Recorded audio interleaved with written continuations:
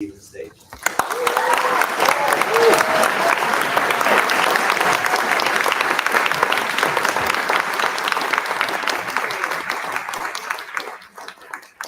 Good afternoon, everyone. Take this moment to silence your phone. All good. Yeah, it's right here. Who should I call? Wow, first of all, what an amazing turnout on a random afternoon. I know there's pizza because they're good organizers. But this is wonderful to see you all. It's really great to be here. Wonderful to see a veteran Brookline educator, the mother of my best friend, Franny Moyer, here in the audience, and so many faces, new and old. Really great to be here. So Max has had me on a little dog and pony show today. I got here early this morning. I live in New York City.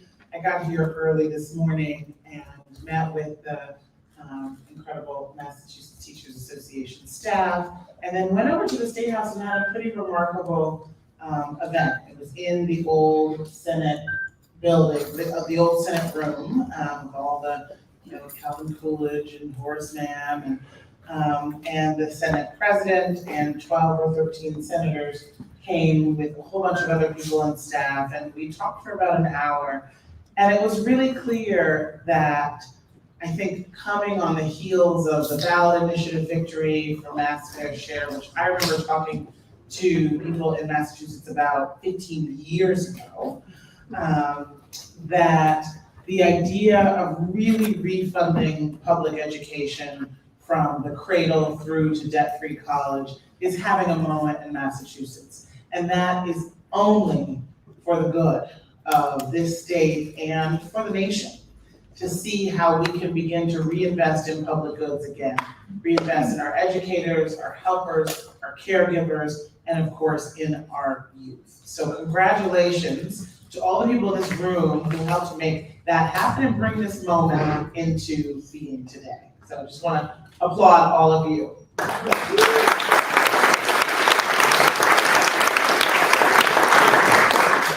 So this afternoon, I wanted to just share a few of the lessons that I learned on the journey that I took ultimately to write The Sum of Us. I didn't set out to write a book. I set out with a big question on my heart.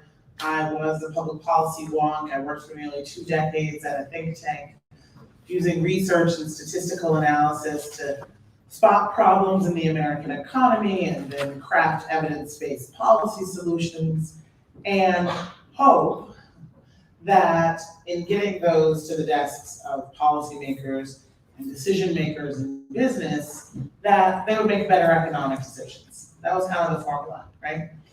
And I'm not saying it was totally futile, but way too often we had all the data, all the white papers and the statistics, all the evidence, all the bleeding heart stories that inequality was growing, that 1% of the population owned more wealth than the entire middle class, while nearly half of working adults couldn't make ends meet for things like housing and food. We had the data about the rise of inequality, and we even had the data about how inequality was actually bad for growth. I think for a time when I began my career, there was sort of this bipartisan kind of sense that, well, yes, we're minting more and more millionaires and billionaires every day, but that's gonna trickle down to the rest of everybody. But even the people always late intellectually to the party of reality, economists, we're beginning to finally have to admit that inequality was even bad for growth. That if you don't have enough of your players on the field scoring points, your team is not going to win. And that we simply can't be competitive if so many of our families are mired in debt, are held back by disadvantage and discrimination. And there's so much concentration in our economy that we can't have as many new small businesses and entrepreneurs and innovators who aren't already at the top of big mega corporations. And so I was a bit frustrated, and I set out to answer not how our economy had gone from one that was shaped like a football with a fat middle class in the middle and sort of narrow ends of high and low income households on either side. And I knew that we had gone from being shaped like a football to being shaped like a bow tie, right, with a squeezed middle class and bulging ends of high and low income households. I knew that looking at the economic data, and I knew why, right? I knew how it had happened, right? I knew how we had gotten from 1 out of every 3 workers being covered under a collective bargaining agreement in the 1960s to today, less than 1 out of 10. I knew how we had gone from being a society where the minimum wage was enough to feed a family and was about half the median wage and had a high watermark point in the late 1960s to today, where the federal minimum wage is $7.25, where it commits you to poverty. I knew about the changes in our tax policy and trade policy and labor policy, but what I couldn't understand, and my studies in law and economics simply did not give me a compelling answer to, was why. Why would the country that had figured out the formula for something we call the American dream be willing to turn its back on that formula? And so I set out to meet hundreds of people, talk to organizers, a lot of them in organized labor, grassroots organizers, faith-based organizers. I picked up the phone, I hit the pavement, I went to diners, I joined Facebook groups, talking to hundreds of people, and then also broadening my intellectual foundation from the disciplines that I have been trained in to think more about the social sciences. And what I ended up learning is 3 core insights, and I just want to share them with you very briefly today. The first is that our collective economic progress is being held back by a lie. And that lie, that fallacy, is the idea, as Jess said, of the zero sum, right? Of the idea that there's sort of a fixed pie of well-being, and if one group gets a bigger slice of the pie, then the other group has to get a smaller slice. And in the US, that zero-sum story is a racialized one. It's racialized because many folks believe that progress, or even the presence of people of color, is a threat to white people that has to come at their expense. It's also racialized because, according to the research, white Americans are far more likely to view the world through a zero-sum prism. Now, I thought that was really interesting when I first came across it, and I did something that I would end up doing more and more on my journey, which is sort of pausing and really asking deeper questions, right? Because you can sort of take something like that and chalk it up to just like, oh, zero-sum thinking, that's just something white people do, But no, it's not like there's some biological correlation between the melanin content in your skin, right, and the tendency to view the world through a zero-sum prism. It's not natural.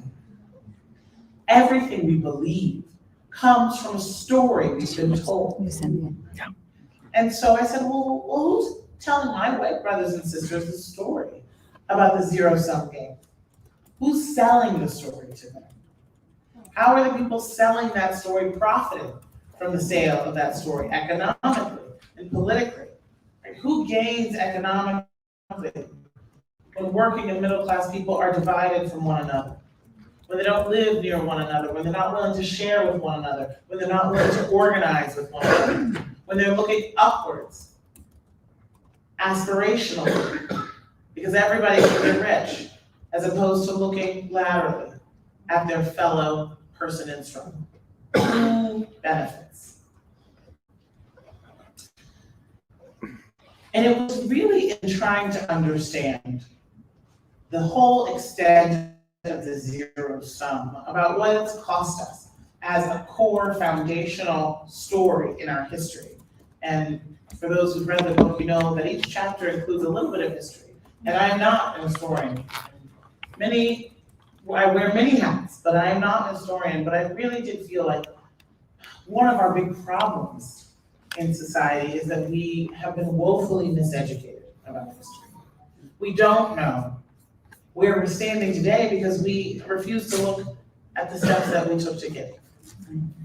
And it has been actually a campaign throughout our history to win the memory war of how we got here.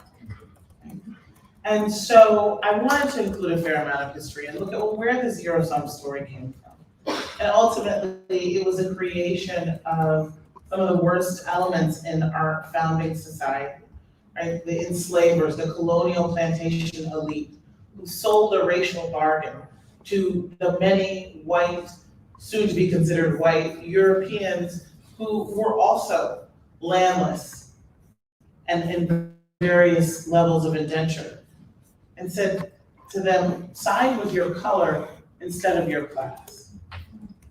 And it's that racial bargain that we've seen the self-interested elite try to deploy time and time again throughout our history. So when I think about the zero sum and what it costs us, it really ended up leading me to the second big insight in the book, which is the story of what happened to many of the country's nearly 2,000 lavishly funded, grand resort-style public swimming pools. So these public swimming pools were not the kind that I think you and I normally think of when we think of a community pool. These pools often hold thousands of swimmers at a time.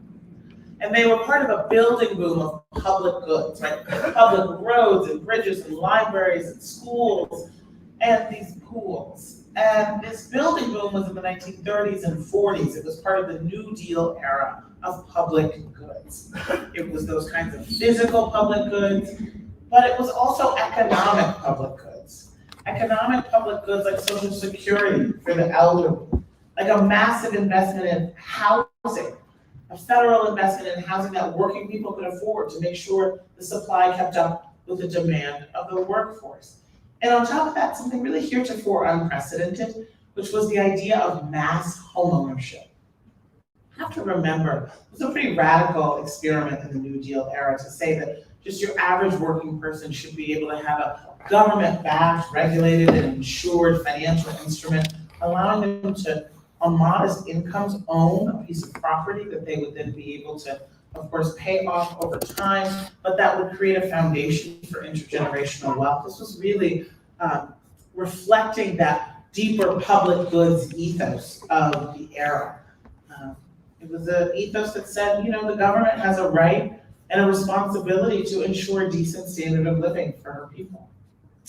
That public goods ethos was also reflected in the GI Bill, which put a generation to college for free and into no down payment home ownership, and the labor laws of the New Deal era, right? The wage and hour and safety laws, the collective bargaining laws that helped to swell the ranks of organized labor. And that, in turn, helped to create the greatest middle class the world had ever seen.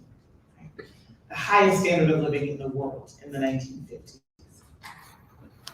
And yet, virtually everything I just described was in one way or another racially exclusionary.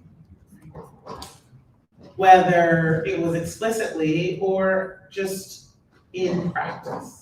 So we have the Social Security Act, which in a compromise with the Jim Crow delegation to Congress excluded the two job categories that most Black workers were in. Right? So only Black people would have to still toil in domestic work and agricultural work in poverty until they die.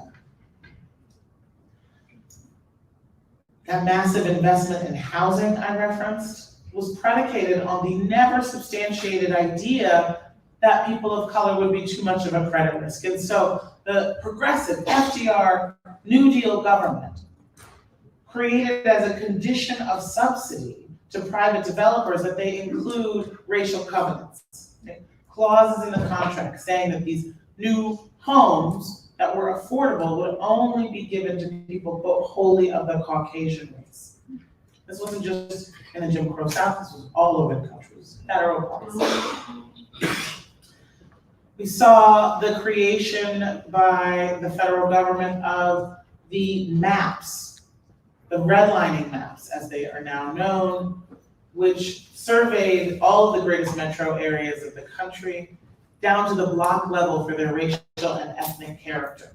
designating the areas with a quote high Negro concentration to be hazardous for lending, thereby barring private lenders, commercial lenders, mortgage lenders from lending in those areas, leaving those communities who nonetheless, by hook or by crook, were able oftentimes to buy property, to open businesses, but they were doing it with loan sharks. They were doing it with contract loans. They were doing it at such a cost and did not have access to the capital that helped to create thriving neighborhoods that were resistant to economic shocks. So we saw all of this, even the GI Bill, which was race neutral on its face, where were the benefits, right? They were in the very segregated housing sector, right, and an education sector.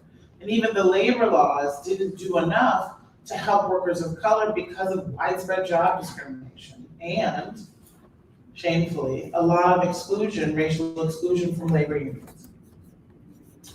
But that all began to change in the 1950s and 60s, right? When we began to see that the civil rights movement allowed Black families to successfully sue with the argument that their tax dollars had funded those public goods all along just as well, right? And that in the case of the swimming pools, which were so often segregated all over the country, either with a whites only sign on the fence or just by custom and enforced through intimidation and violence, that their kids should be able to swim too.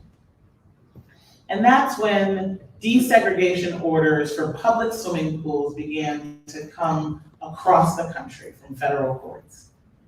And in response, many towns and cities, instead of complying and integrating, decided to drain their public pools. They literally drained out the water, backed up trucks of dirt and gravel. And when I saw this phenomenon, I went to Montgomery, Alabama, and walked the grounds of what used to be 1,000+ person swimming pool in their Central Park called Oak Park. Gone, January 1st, 1959. Montgomery closed the entire Parks and Recreation Department of the city. No more public goods. They even sold off the animals in the zoo. And they kept it closed for a decade. We were in 1970 before there was a Montgomery Parks and Recreation Department. And they still never rebuilt the pool. But this didn't just happen in Montgomery, right? It's like, oh, Montgomery, you know about Alabama. No. Right? This happened in Ohio and West Virginia. It happened in New Jersey and Washington State and California. In many places where they didn't just, baldly destroy the public good rather than share it, they just kept meaningfully segregated pools, right? So the white families refused to go to the pools that Black families were now able to go to, and the towns often stopped investing in those public goods once they were integrated. Some towns and cities sold their public pools to private membership clubs who could then have a roster of who was invited. The YMCA was actually a regular partner in these schemes. One of the strangest moments in my book tour was when I got a phone call, media call from, I think it was called Backyard Swim and Spa. And Backyard Swim and Spa is the name of a trade magazine for the people who sell, service, install backyard swimming pools. And they wanted to interview me because they were doing a cover story, a sort of racial reckoning about when their industry really took off. And it was in the wake of public pool integration. Right, so you see what happens? Racism destroys public goods. It means that if you're wealthy enough to build a backyard pool or join the country club or the private swim club, you figure it out. But everybody else has to make do on their own. Go without. And the story of going without is one of the stories that I tell in the book because it's so much a story of the America that I know, right? Of going without the debt-free public college that we used to have back when 90+% of the college-going population was white and mostly male, right? We used to have debt-free and free college, not because it didn't cost anything, but because government picked up the tab. And then we began to drain the pool of public resources around state legislatures investing in their public college systems and maintaining that level of support and maintaining the affordability. Right? So what do we have now instead? And we're all at the bottom of a drained pool around public college, where we have a $2 trillion student loan burden in this country, where 6 out of 10 white students have to borrow, 8 out of 10 Black students have to borrow. Our college completion rates are beginning to stagnate globally, when we used to be at the head of the pack. We turned our backs on a formula that worked. It worked, it wasn't charity, it was an investment in the economic engine that is the next generation. And so that's why the movement across the country for debt cancellation, to say it was a mistake, this debt for diploma system is no way to run a country.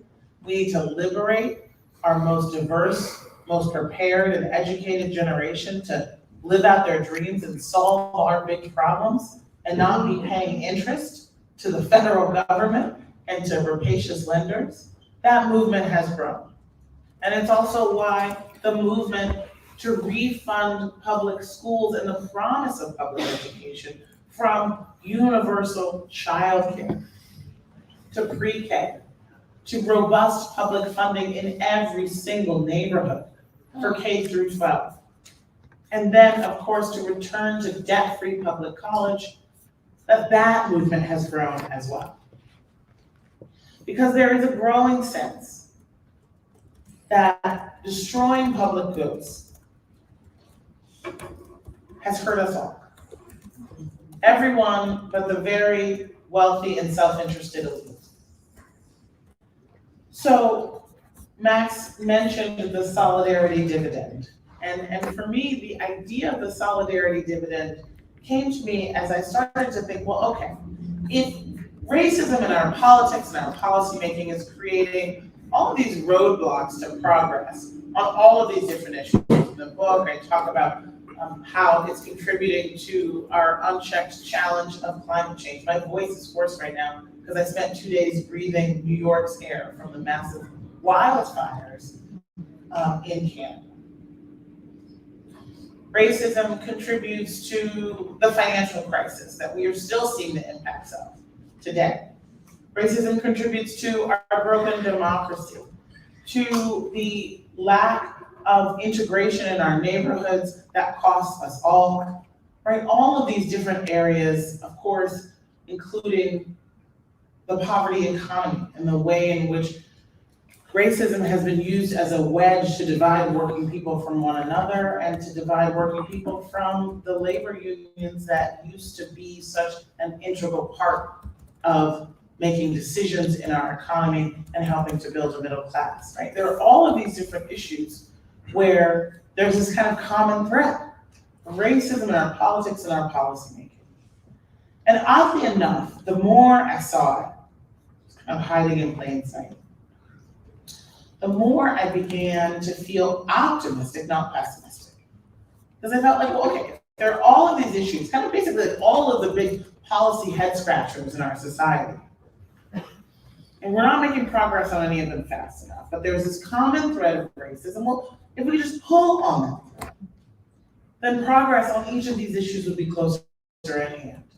And because it really has always been about collective action. The most important things in life I can't do on my own. Right? I can recycle all I want. I can't address global climate change on my own. I can read to my son. I can't make sure that he has a well-funded, excellent neighborhood school on my own. I can't teach him anything, apparently, on my own. Right? It takes educators. It takes a well-supported public good. And so as I began to think about this idea that it would be through collective action, and in a multiracial society like ours, with its history of racism being a wedge to block us from collective action, it was going to take multiracial collective action, intentional multiracial coalition building, but then we would be able to unlock these dividends. gains, right? Real gains. Higher wages, better funded schools, cleaner air. I began to see evidence. It was a theory, and then suddenly it was everywhere I looked. And so in the book, The Sum of Us, which, as many of you know, is now adapted, it's really just a third shorter for middle and high school students. And then later on, a year after it came out, I went back out on the road and collected even more stories only about solidarity dividends, only stories for the podcast, The Sum of Us, that are just stories of hope and cross-racial coalition building, how people were able to come together and win.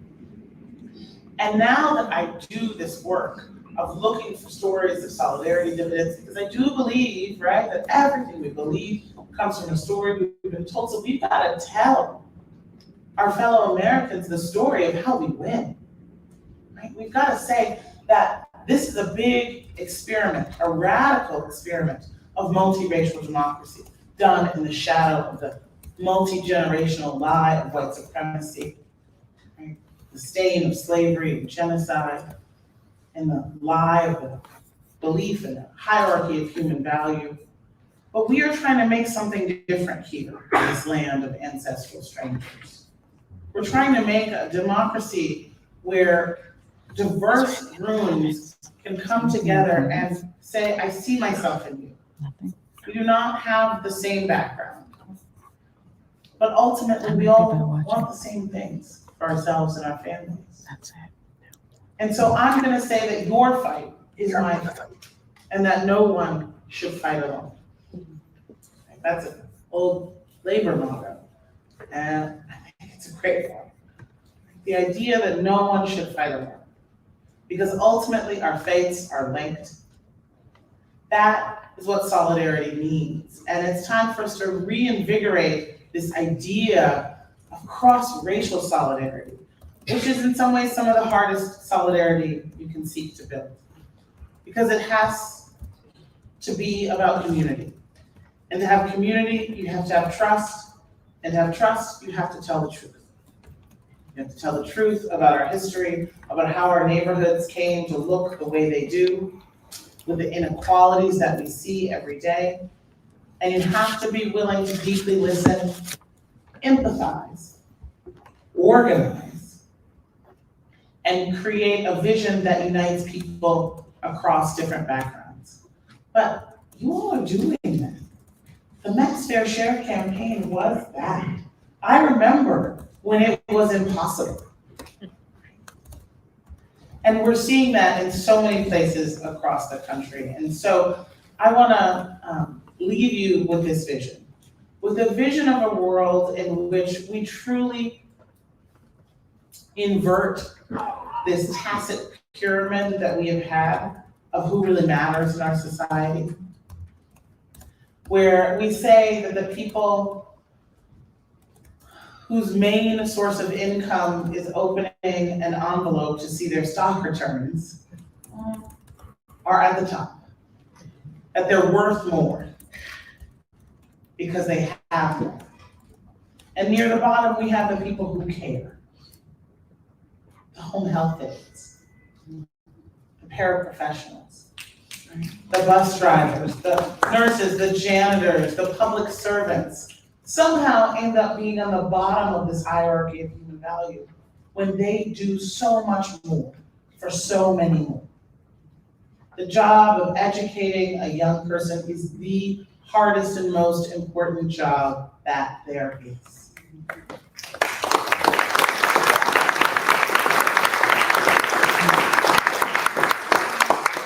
So let's stand together. Let's fight for one another.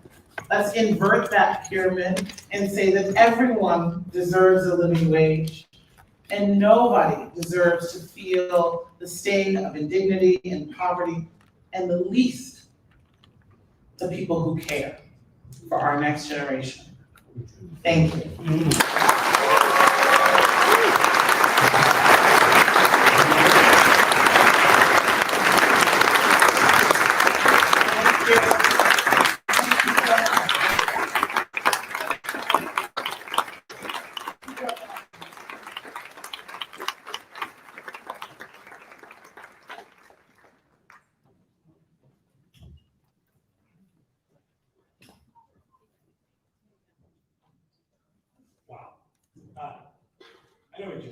We have another round of applause. Right?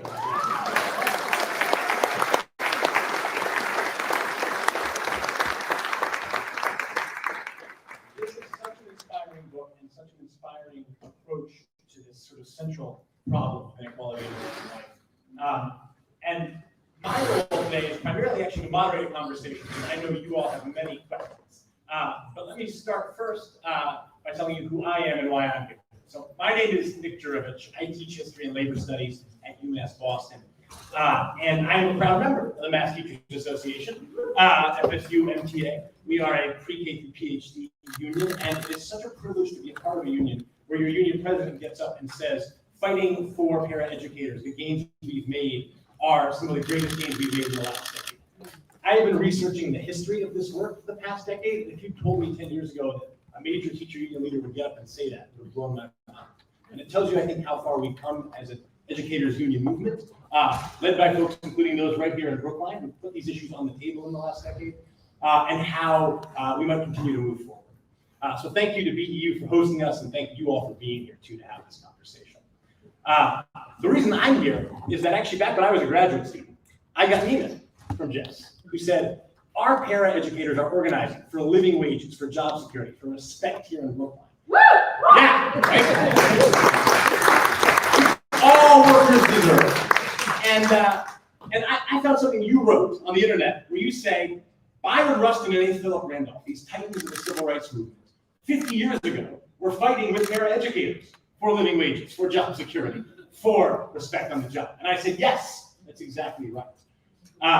And of course, these civil rights organizers, these labor organizers, were fighting in exactly the manner Heather McGhee tells us we need to, simultaneously advancing a broad vision of economic equality.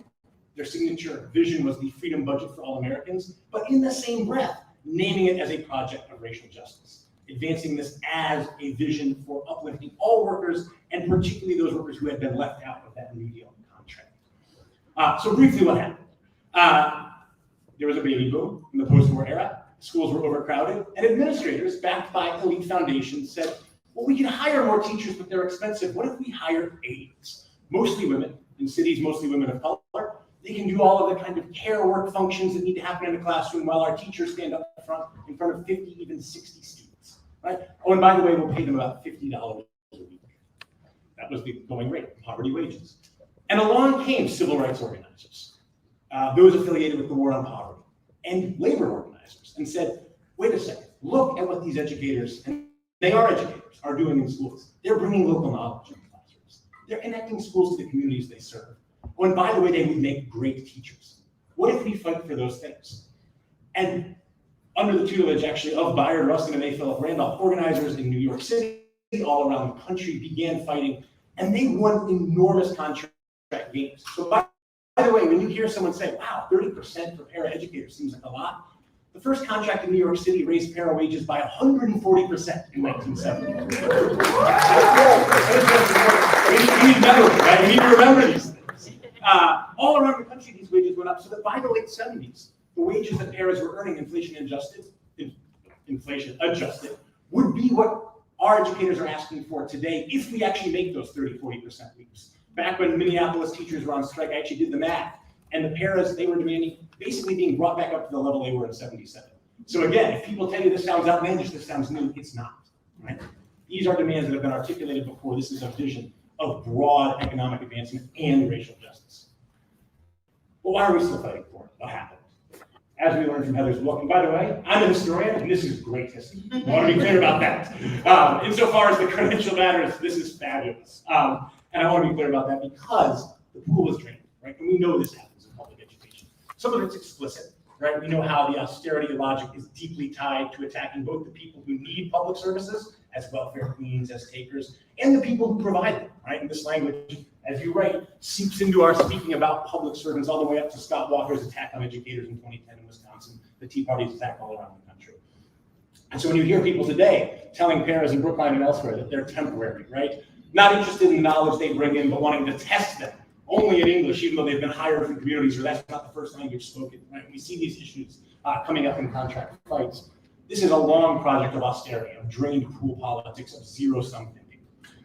But after 2010, our unions began to rethink this. For a long time, teacher unions on our back foot went along with this idea that we had to conform to austerity, that we had to advance a logical elite professionalism. But that's changed, right? That's why you hear our educators standing up and saying fighting for pairs is essential as part of our entire union, right? Because we have to advance all of our members, because an injury to one is an injury to all. Yeah. And when we see that today in Brookline, right, we are fighting for the kinds of vision, right, that one job should be enough that has been advanced by the Fight for 15 that Heather writes about, by Marriott strikers down the street a few years ago. We can link these things broadly to that campaign, both for racial justice and for economic equality. These kinds of visions will hopefully, I believe, bring about those solidarity dividends that Heather writes so eloquently about. And so, as someone who's studied this history, I'm inspired by what you all are doing here in Brookline. And what I want to do now is ask our Brookline educators to come up and sort of model our process for this discussion by asking our first 3 questions. We thought we would take questions in batches of 3, and in so doing, sort of allow Heather to process a handful of questions, offer some comments broadly. So we'll ask our Brookline educators to ask them first, and then we'll open the floor to all of you. We're also going to pass around cards for those who prefer to write a question rather than ask it. So I think we'll be at this microphone, and I know we've got 3 folks to kick us off.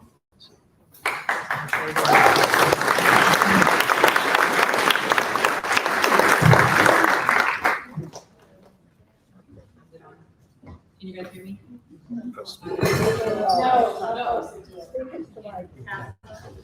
It's on. Sorry about that. So first of all, I just want to say thank you for everything. What you've said is incredibly inspiring. My name is Amanda, and I'm a Spanish teacher here in Brookline, and I'm also a member of the BEU. I'm a proud Latina working in a department with the greatest proportion of teachers from other countries, and for whom English is not our first language. We represent a lot of diversity, and yet when a Latina student, 3rd grade, enthusiastically grabbed my hand when I walked into her classroom and told me that she wanted to be a Spanish teacher one day, it broke my heart to find myself asking if I could support this. I wouldn't want my Latinx students to work in the conditions that we are now working in. Last week, the administration told us that they laid off K-8 world language teachers, and the rest of us will have to do the work of those they laid off on top of what we're already doing. Full teaching loads, plus more, for the same pay. What do you think this says about the district's priorities?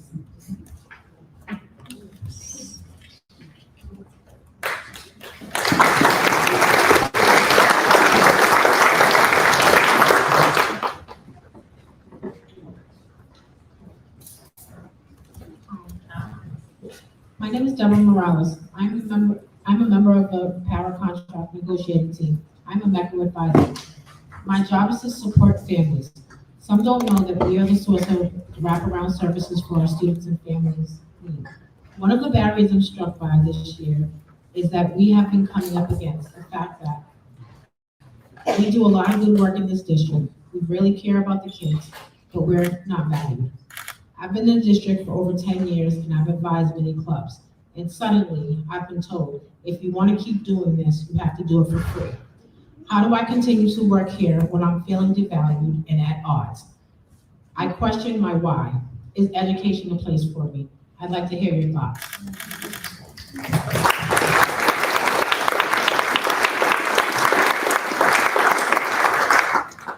Hi, I'm a parent in Brookline, and 1 in 3 pairs quits every year, either because of lack of pay or because we get moved around, just treated interchangeably. And I'm wondering how we continue to connect that to the bigger picture that you're talking about.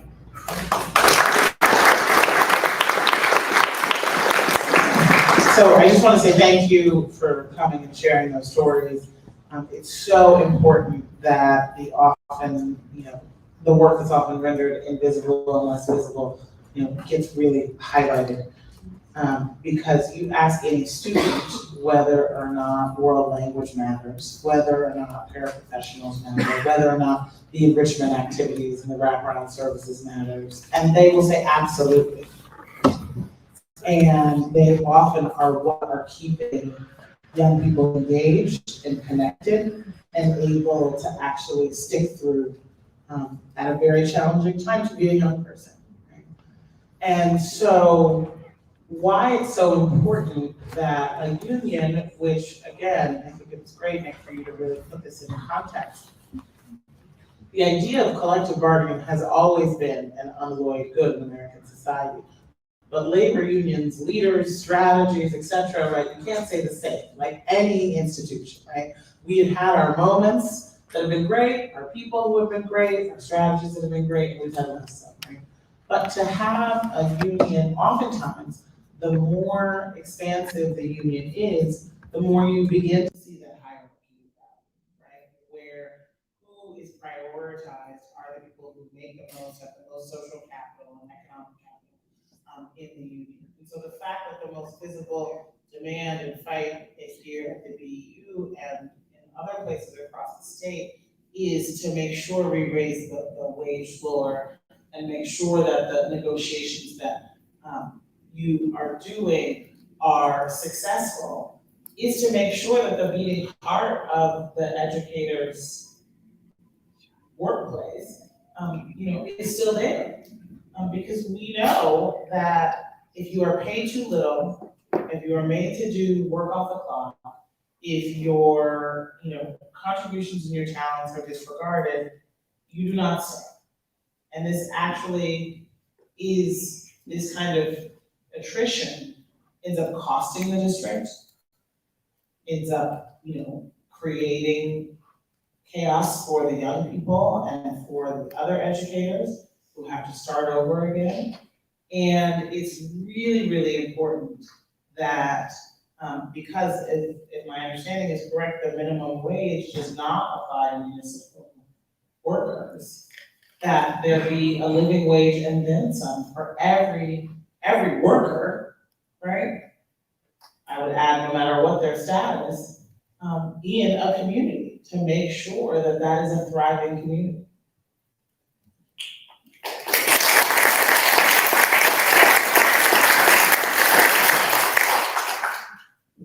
So we have 2 microphones and the floor is open. Please feel free to come up and ask questions.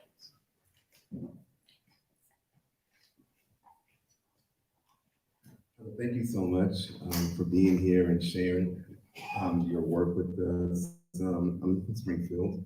I'm also a world language, so muchas gracias. I teach French, German, and AP African American Studies. So one of the things that was missing here, I think, is that our students, I think, are the ones who are losing, this battle.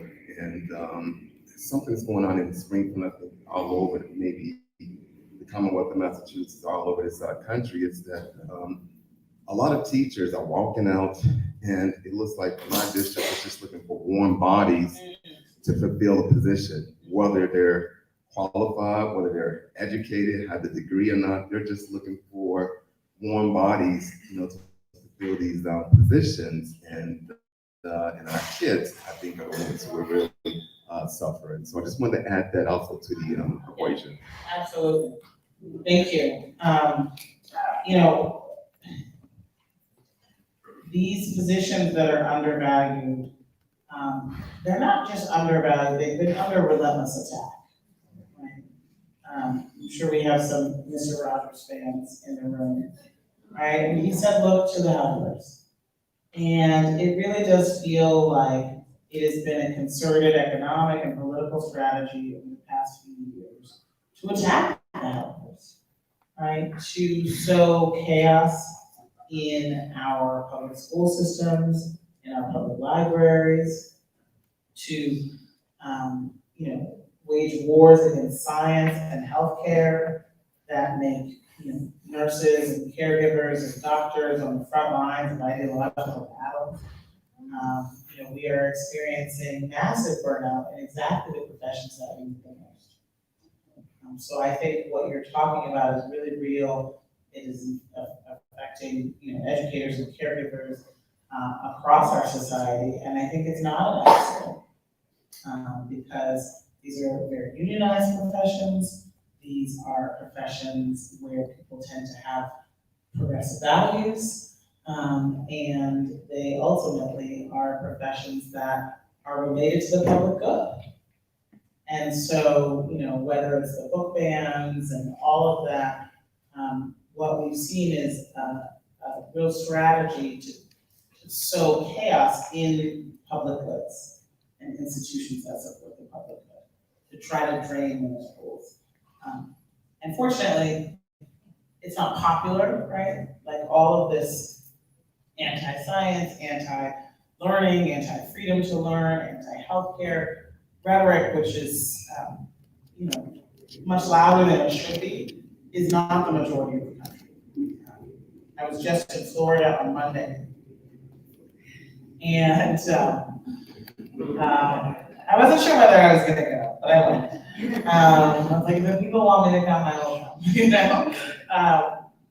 and even in Florida, where there's been just tremendous attacks against educators and librarians, and immigrants and LGBTQ people and women, I mean, the list goes on. None of those things is popular, right?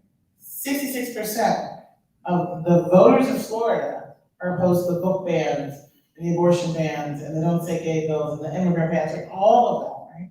And so you really have to recognize that it's about democracy, it's about organizing, it's about us realizing that there is a majority support for the kinds of values we're talking about, and we've got to take some comfort in that and not be and not let them make us despair, which is the goal, right?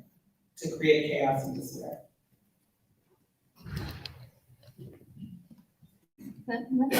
My question's a bit different. So I'm Bitsy Perlman. I'm a town meeting member, which means I'm elected in the crazy pants system of government that Brookline uses. I'm also an economist trained as an economic historian.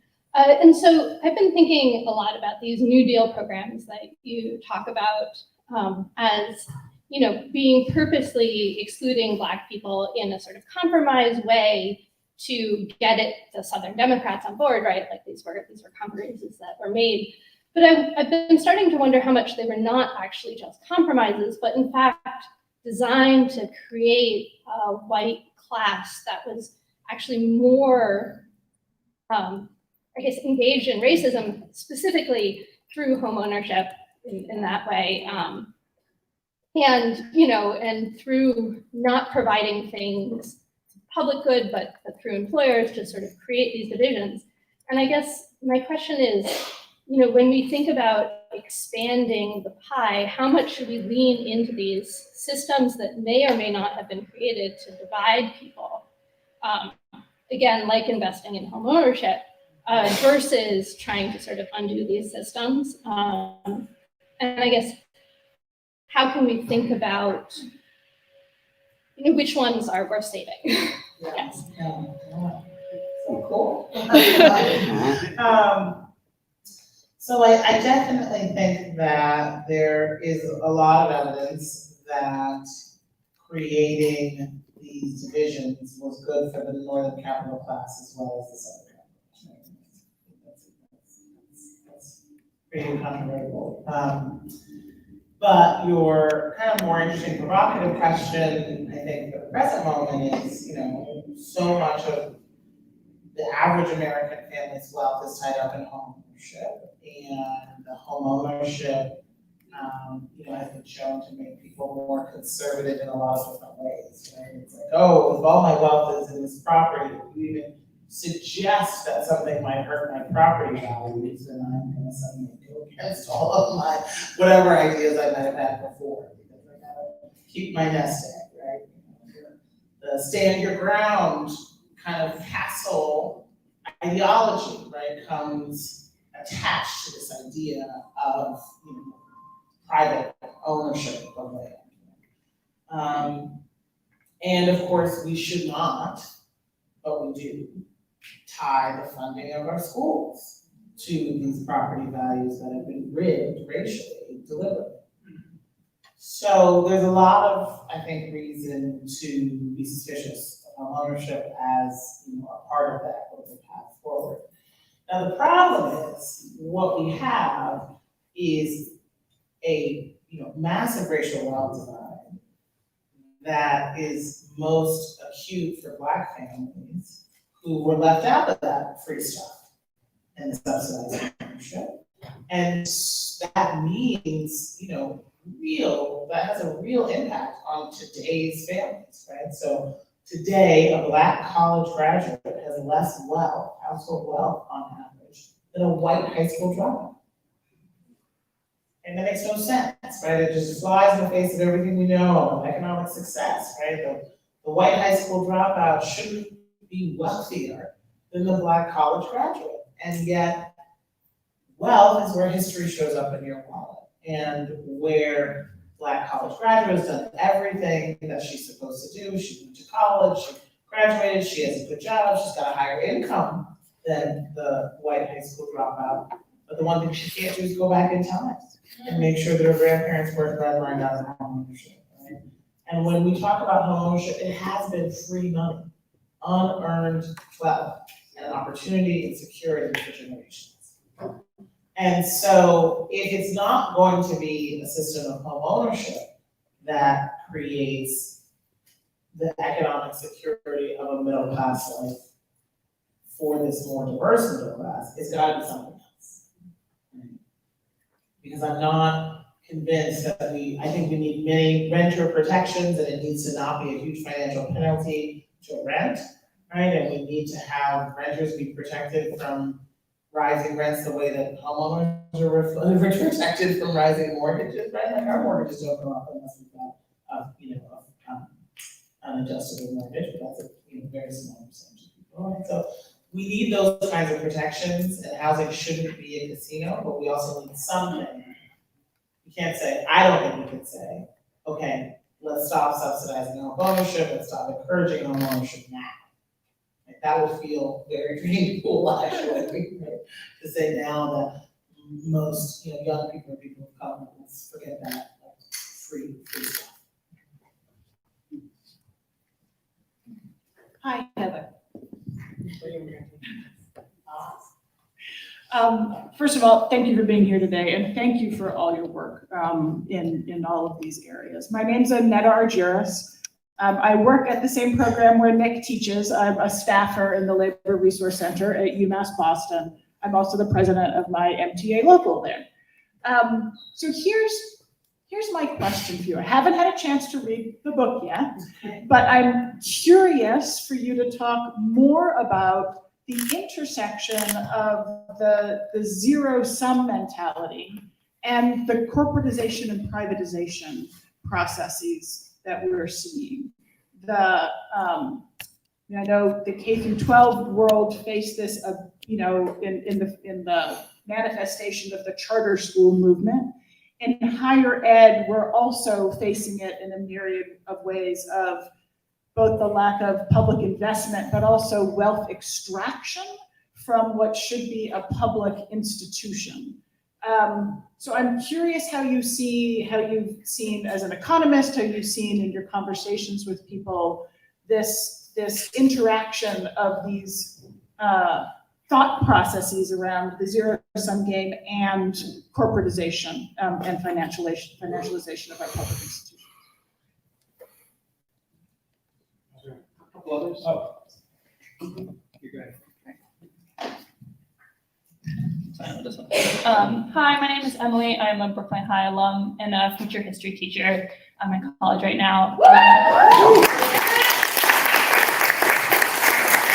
So one thing that I've been thinking a lot about, hearing you talk, haven't had a chance to read the book, but doing education justice work in Philly, where my school is based, thinking about this conversation contextualized and situated in Brookline, which is a very wealthy district. And and you talk about solidarity dividends, what does that look like intra-district? Thinking about what does it mean to have this struggle, have this fight in Brookline that has a lot of resources, has the means to do this, when districts just, walking distance, take a TN, don't have those same means to make that. What is it? How does solidarity operate in between districts, and how does that fight look like? Hi, Heather and Nick. I'm Justin Brown. I'm a fourth grade educator here and the incoming president of the union, so I'm really excited to be here. I was also one of the organizers for this event. We have a bunch of RSVP questions. I have a group of 3 here that are sort of related, but do you want to sort of talk about these? Okay, I'll ask you. Okay, next got it. Okay. So, I do think that it's hard not to be sitting in this building and be here on this gorgeous campus and not see that not every student in the Boston area has this opportunity.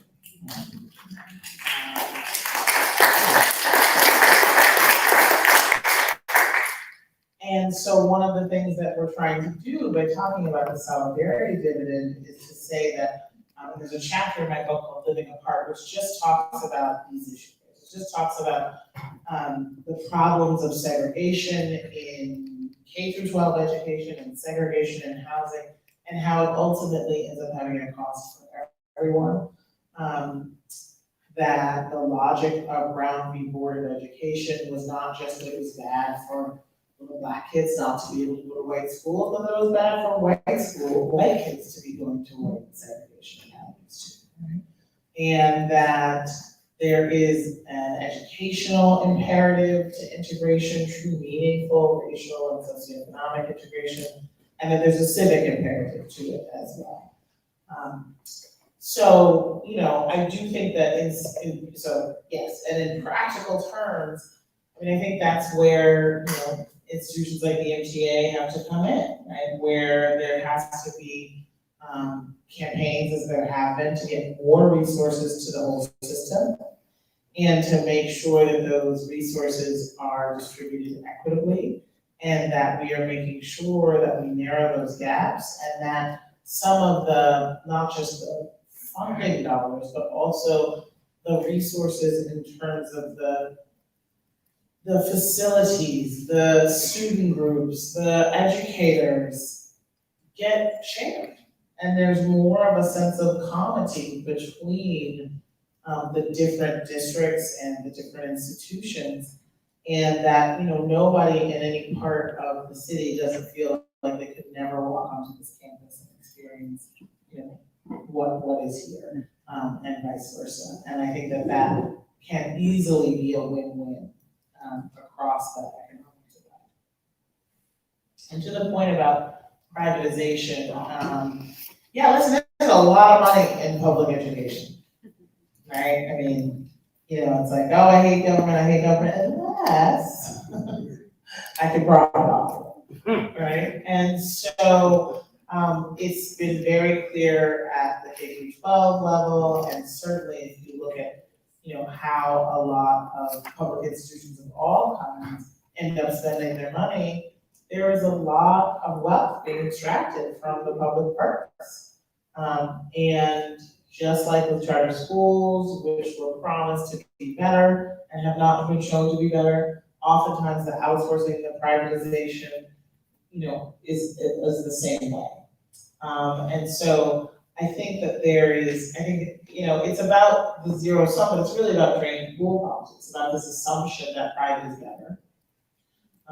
And that, the private sector can run things like a business and do things better, which is not always borne out. And what is certain to happen is that the people who are benefiting financially from the contracts and using public resources for profit gains are going to profit. Like, that is guaranteed. Whether or not there's better service improvement, certainly not guaranteed. And then it's what's usually guaranteed is that the people doing the work will have lower wages, less of a pension, etc.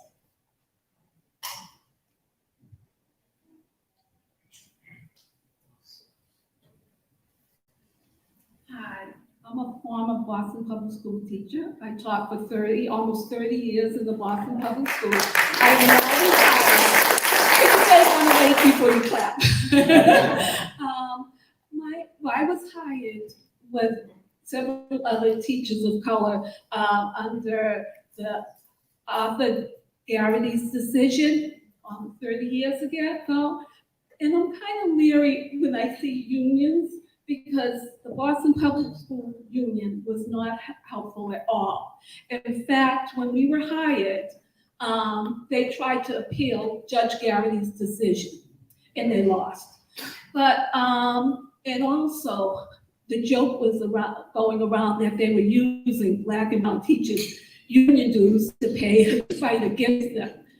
And I saw it for 30 years of the union not helping teachers of color. And they say it's because more teachers that are not of color in the union are teachers. So they help the ones they work for.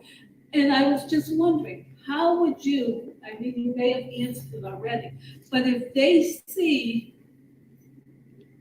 that they're gonna lose, if they feel they're gonna lose, then how can you get them to change their ways?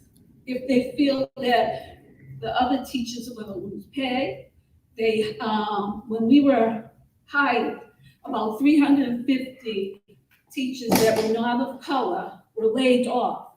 And that didn't even reach the 20% that they were supposed to have. And I just want to know. Great, thank you. Thank you for sharing that story. You know, when I was talking about how these institutions have just been reflective of people, that's exactly what I was talking about. I mean, I was raised, very much in the inequality era and focused on class struggle, class politics and economics, and so I've been very pro-labor, and my parents were like, what are you talking about, right? It's been the unions who stop Black people from getting the jobs, the apprentice job, right? So, that's just really real. And it's important to tell that history, a part of that labor history, and it's important to have repair, right? It really is, because, because otherwise you have many communities that should be right here, front and center, labor activists feeling like this is not a place that is welcoming to them. So not to put anybody on the spot, but I do think it's worth it maybe for Max or Jess to talk about kind of how today's union has dealt with or has evolved from the racial strife of you don't mind, I don't want to stop. Here. I actually was gonna also ask Nick to talk about the drain pool that happened in Boston in the 70s, that right after these jobs were created, that then the funding got cut. I think the crucial part of what's changed in the MTA and the Brookline Educators Union is democratic unionism and democratized bargaining. And you don't have a strike with 1,150 people without having 1,150 conversations, one-on-one, about what is important and what people are striving for. And there is no shortcut, and you do not have strikes unless all members, and you've heard us talk about the world language teachers. I just want to make sure you take a look at this, 700 statements of solidarity with the world language teachers in K-8 for their super exploitation. And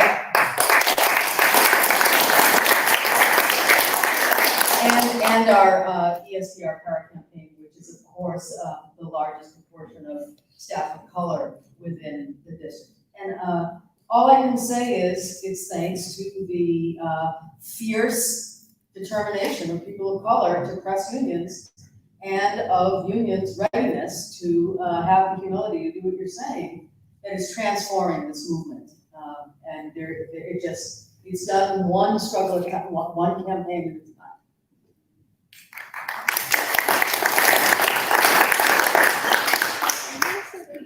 I'm waiting to speak here. I think he's been waiting to speak for a while. We'll come back. Great. Good afternoon. Arthur Conquest, resident, parent of two students that graduated from Brookline High School. I wonder how many people in the audience here remember Dr. Adrian Mims. Okay, I just want to put a pin in that.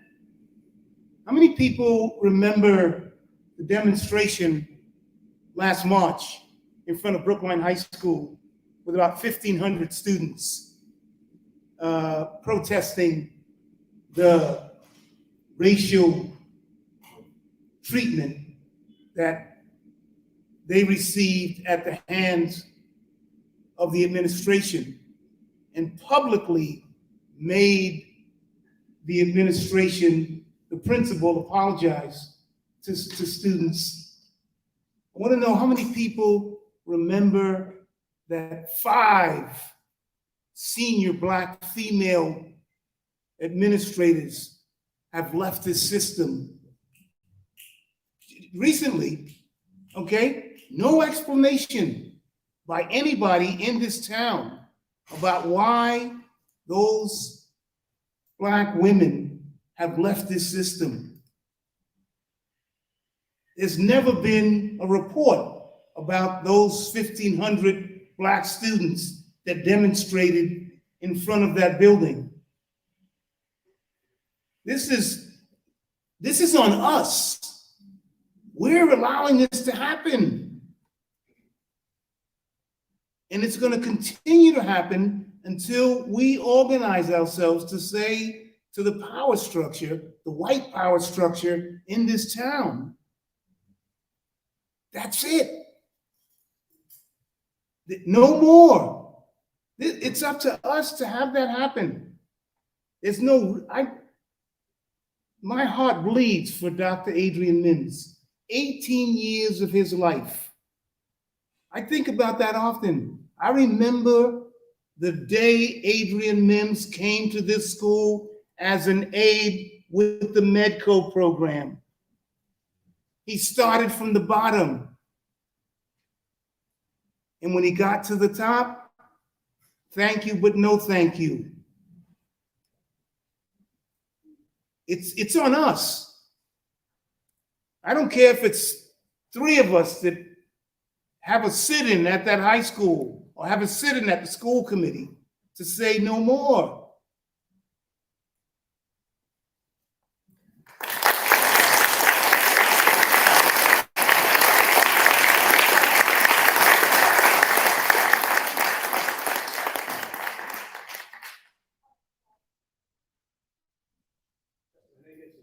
Yeah, I had a couple of questions that were part of our RSVP process, and these are, I think, coming from educators here at EHS. They're all sort of related. The first was, where do you see, Heather, the best work being done in schools to build humans who are thinking in non-zero-sum ways? That's from Julie James. Oh, get it, Julie. This is from Laura Honeywood. Where can I find this succinct explanation of the solidarity dividend that I can provide to students as they search for solutions to the ways racism continues to hurt us all? And the final from Abby Erdman. What are the most important changes to upend structural racism in schools? Oh, easy one. Whoa. That's another hour. Well, I want to say that to Arthur,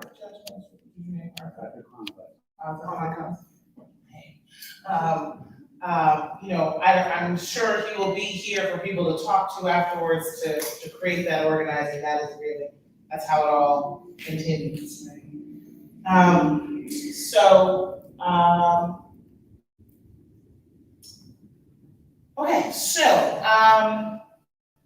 The solidarity dividend is the idea. There is the output, right? What you gain, right? It's the result of cross-racial coalition building. And so in the book, there are some stories of solidarity dividends. The podcast, as I said, is entirely stories of solidarity dividends. And then we created a companion guide, an activist companion guide for the podcast, knowing that for a lot of people, students included, the audio was going to be more engaging to them than the 400-page book. And that what's great about the podcast is its stories, and it's stories of ordinary people. One of my favorite episodes of the podcast is the story of this Black-White coalition in Memphis, Tennessee, that was able to stop an oil pipeline, which very rarely happens in this country. And the young leader of that was someone who actually worked at a Boston-based education organization. He was an assistant. And he was home, working from home during the height of the pandemic, at home where he grew in Memphis, and was able to begin to organize and lead this Memphis community against the pipeline. And it's so much success. He's a natural-born leader. Ended up staying home, running for state legislature. And that young man is Justin J. Pearson, who's one of the Tennessee Three.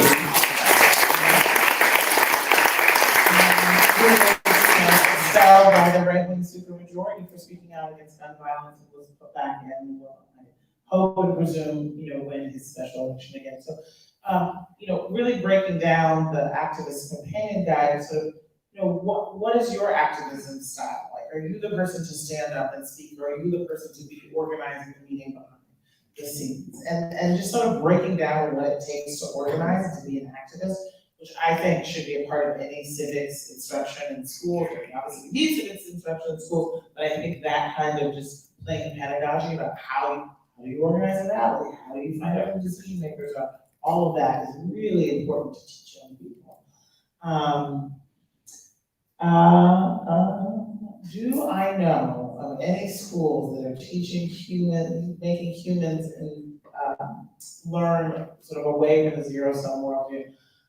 I'm really good at pretending I know things that I know, and now I'm going to say I really don't, not because I don't think it exists or anything like that, but I haven't, specifically looked at that, and I don't, I know that as we have seen more admissions committees at higher education, start to want to articulate what actually makes a good graduate, right? I'm just reading a holistic admissions program at a nursing school, Columbia Nursing School, right? And they had to say, okay, well, what actually makes a good nurse, right? Is it the standardized test scores and the grades? Or is it these qualities, right? Is it grit? Is it patience? Is it critical thinking, right? And so having to name what makes a successful person in the world as a sort of incoming admissions criteria, as well as things to begin to educate towards, I've seen be a fruitful practice, right? Because it's very rarely, zero-sum thinking is what makes you a successful XYZ, right? Because we know we need to collaborate. We know that that's how you succeed. You need to lead people, right? I don't know. Solidarity dividends, zero-sum thinking. Ending structural racism.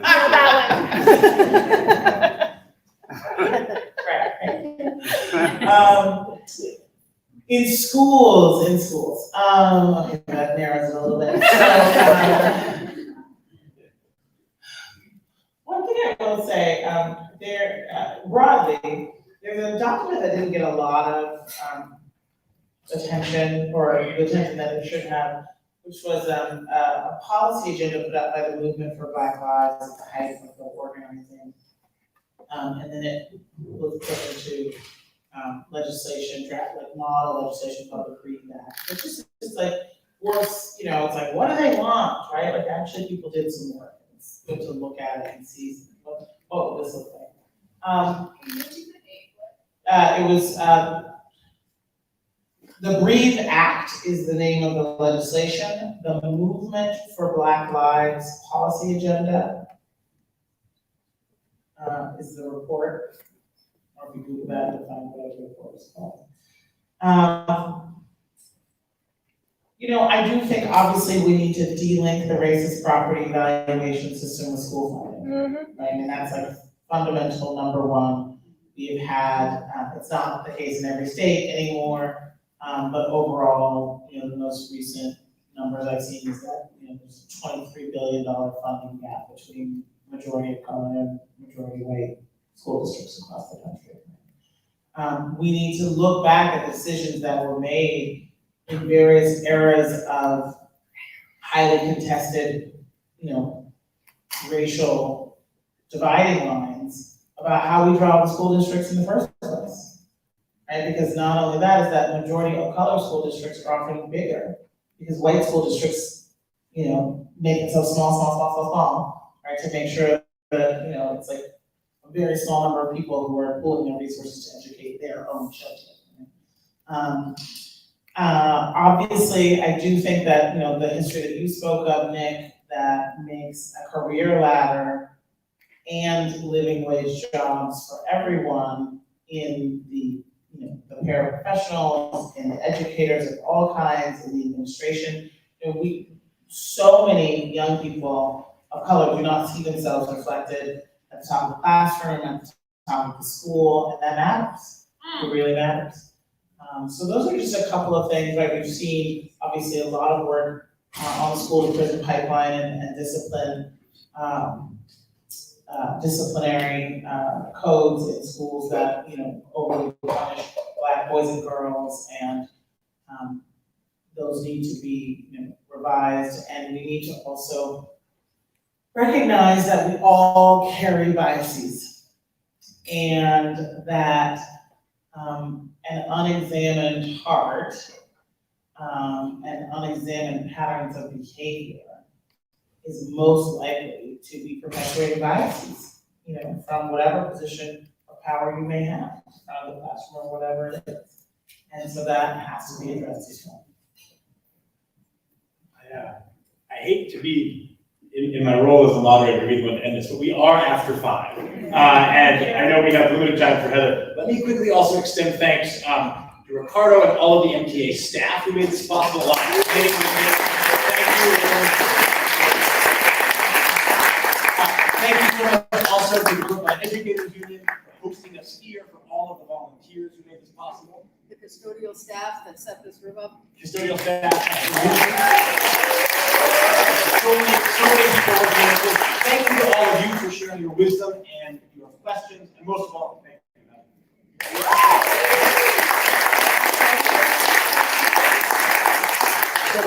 So there will be books to be signed down here. Also, please do pick up your yellow cards and help us send messages to the Brookline School Committee. You see people going around with boxes to collect those.